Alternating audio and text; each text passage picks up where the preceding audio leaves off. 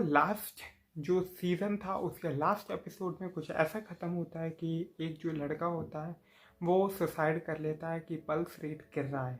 तो एक्चुअली में जो सुसाइड कर लेता है वो सुसाइड करने की कोशिश एलेक्स करता है और 8 महीने बाद अब ये जो सीज़न 2 है वो फिर से शुरू होता है।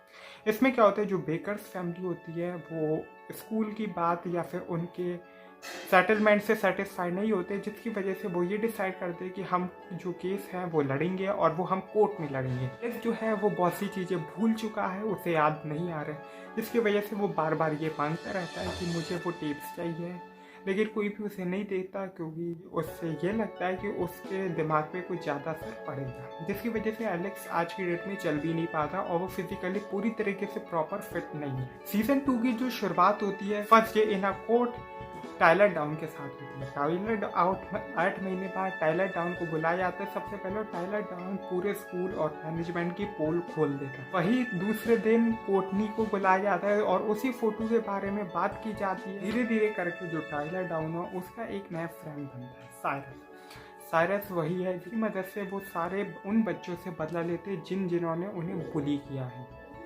सीजन 1 के एंड में ये और चीज़ दिखाई गई थी कि आधे बच्चे जो सेटिस्फाई करते कि जो हाना ने कहा वो सही है और हम हाना की मदद करेंगे सच्चाई को सामने लाने में, तो कुछ लोग डिनाई कर जाते नहीं, ऐसा कुछ तो हुआ ही नहीं था। कोर्ट के तीसरे दिन ही जेसिका डेविस को बुलाया जाता है। हॉट एंड लिस्ट में उससे बात की जाती है कि व्हाट वाज द रीज़न, और धीरे धीरे करके जो एलेक्स और जेसिका है उन्हें ये लगने लगता है कि हाना जो सच कह रही थी और हमें उसका जो सच है वो सामने लाना चाहिए। चौथे दिन कोर्ट में मार्कस कोल को बुलाया जाता है। तो फिर चौथे नंबर पे जब मार्कस कोल को बुलाया जाता है तो वो डिनाई कर देता है कि हाना ने जो कुछ भी कहा उन टिप्स में था वो सब पूरा का पूरा झूठ। टाइलर और साइरस जो है वो मार्कस के कई सारी चीज़ें हैक कर लेते हैं, जिसके बाद उन्हें मार्कस की कुछ ऐसी वीडियोस या वे पोस्ट दिखाई देते हैं, जिसके बाद वो मार्कस से बदला लेते हैं। और वही जो क्ले है उसको धीरे धीरे करके पोलरॉइड्स मिलने शुरू करते हैं जिसपे ब्राइस जो होता है वो अनकॉन्शियस लड़की का रेप करता है।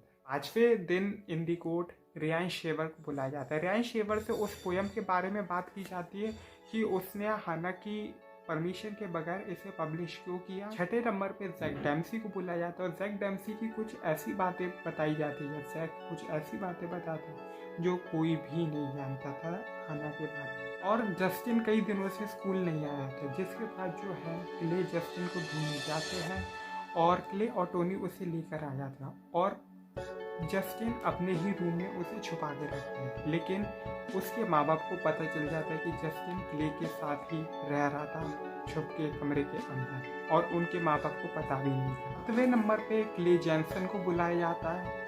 उससे हाना और उसकी फ्रेंडशिप के बारे में पूछा जाता है और उसी के दौरान एलेक्स का बर्थडे होता है। एलेक्स के बर्थडे में वो लोग जाते हैं, उसके जितने भी फ्रेंड्स है 5-6 जो कि बचे हुए हैं, उसे फिर एक पोलरॉइड मिलता है। इस बार जो पोलरॉइड मिलता है वो ब्राइस की करंट गर्लफ्रेंड का होता है जो कि अनकॉन्शियस है और कुछ ऐसा हो रहा है। 8वें नंबर पे केस धीरे धीरे खत्म होने की तरफ जा रहा है, जहाँ पे ओलिविया और एंडी बेकर को बुलाया जाता है। उनसे परवरिश की क्वेश्चन किए जाते हैं, मतलब टाइलर, जिनका टारगेट अभी भी मार्कस था। एक फील्ड का इनॉग्रेशन होता है जिसमें सारे लोग आते हैं और स्टेज पे as a president of student union Marcus एक स्पीच देता है जिसमें उनको मार्कस को ब्लैकमेल किया जाता है। साइरस और टाइलर ब्लैकमेल करते हैं, जिसमें वो मजबूर हो जाता है ब्राइस को ऑन दी स्टेज मीडिया के सामने एक रेपिस्ट बोलने के लिए। काई एक वो फ्रेंड थी जिसकी मदद से वो मूव ऑन करता है हाना के पीछे बोलते हुए, लेकिन अब जो स्काई है वो दूसरी स्टेट में शिफ्ट हो रही है because of it psychological condition. अगले दिन टीचर्स की बारी आती है। लिबर्टी हाई के जितने भी टीचर्स हैं उन सबको गवाही के लिए बुलाया जाता है, तो वही उसके काउंसलर केविन पॉटर को भी बुलाया जाता है। केविन पॉटर जो हैं वो कई टाइम से वकीलों के साथ काम भी किया उन्होंने और वकीलों को अच्छी तरह जानते हैं।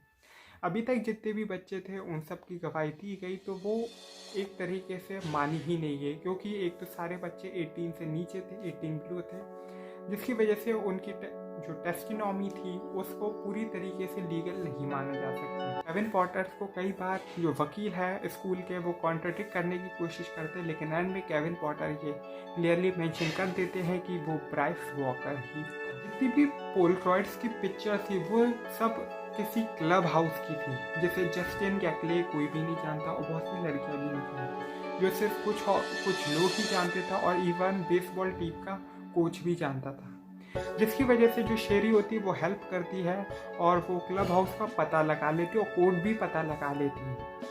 लेकिन उसकी हिम्मत नहीं होती क्लब हाउस को अंदर से देखने के बाद कि वो दोबारा उस जगह जाए। कोर्ट के 10वें दिन टोनी पडीला को बुलाया जाता है, उसके से उसकी फ्रेंडशिप और हाना के बीच की फ्रेंडशिप के बारे में क्वेश्चन किया जाता है। पोलरॉइड्स का जो पूरा बॉक्स होता है वो जस्टिन चुरा लेते हैं जिस वक्त मैच चल रहा होता है, तो वही बीच में जैक डेम्पसी आ जाता है। लगता है कि उनकी चोरी पकड़ी गई, लेकिन जितने भी पोलरॉइड्स किले को धीरे धीरे मिल रहे थे वो सब जैक ही था जो दे रहा था, और जैक एंड में पूरा का पूरा डब्बा ही दे देता है। 4वें दिन जब ब्राइस को कोर्ट में बुलाया जाता है तो फिर उसका जो वकील होता है वो पूरी तैयारी के साथ भेजता है। तैयारी के साथ में इसलिए क्योंकि वो एकदम आराम से फ्लुएंटली झूठ बोलता हुआ चला जाता है, जिससे वो सच मान भी लेते पूरी की पूरी ज्यूरी, क्योंकि कई लोगों की गवाही अभी तक नहीं मिलती। जैसिका, जस्टिन, एलेक्स उन्हीं में से थे, तो इन लोगों को मारने की भी धमकी दी जाती है और कई सारे ऐसे इंसिडेंट किए जाते हैं जिससे ये लोग सदमे में आए या फिर ये लोग डरे।